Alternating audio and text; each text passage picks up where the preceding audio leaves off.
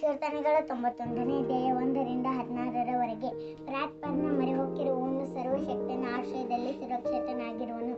ನಾನು ಯೆಹೋವನಿಗೆ, ನೀನೇ ನನ್ನ ಶರಣನು, ನನ್ನ ದುರ್ಗವು, ನಾನು ಭರವಸವಿಟ್ಟಿರುವ ನನ್ನ ದೇವರೆಂದು ಹೇಳುವೆನು. ನಿನ್ನನ್ನು ಬೇಟೆಗಾರನ ಬಲೆಯಿಂದಲೂ ಮರಣಕರ ವ್ಯಾಧಿಯಿಂದಲೂ ತಪ್ಪಿಸುವವನು ಆತನೇ. ಆತನು ನಿನ್ನನ್ನು ತನ್ನ ರೆಕ್ಕೆಗಳಿಂದ ಒದಗಿಸುವನು. ಆತನ ಪಕ್ಕಗಳ ಮರೆಯನ್ನು ಆಶ್ರಯಿಸಿಕೊಳ್ಳುವೆ. ಆತನ ಸತ್ಯತೆಯೇ ನಿನಗೆ ಕೆಡ್ಡವೂ ಗುರಾಣಿಯೂ ಆಗಿದೆ.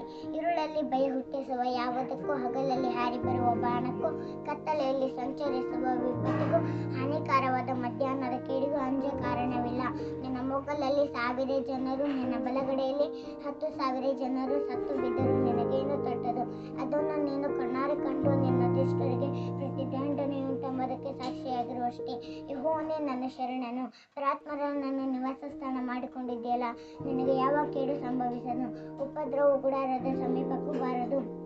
ನೀನು ಹೋಗುವಾಗಲೆಲ್ಲ ನಿನ್ನನ್ನು ಕಾಯುವುದಕ್ಕೆ ಆತನು ನಿನ್ನ ವಿಷಯವಾಗಿ ತನ್ನ ದೂತರಿಗೆ ಅಪ್ಪಣೆ ಕೊಡುವನು. ಅವರು ನಿನ್ನನ್ನು ಕೈಗಳಲ್ಲಿ ಎತ್ತಿಕೊಳ್ಳುವರು. ಸಿಂಹ ಸರ್ಪಗಳ ಮೇಲೆ ನಡೆಯುವಿ, ಪ್ರಾಯದ ಸಿಂಹವನ್ನು ಘಟ ಸರ್ಪವನ್ನು ತುಳಿದು ಬಿಡುವಿ. ಅವನು ನನ್ನಲ್ಲಿ ಶಕ್ತನಾಗಿರುವುದರಿಂದ ಅವನನ್ನು ರಕ್ಷಿಸುವೆನು. ನನ್ನ ನಾಮವನ್ನು ಅರಿತವನಾಗಿರುವುದರಿಂದ ಅವನನ್ನು ಉದ್ಧರಿಸುವೆನು.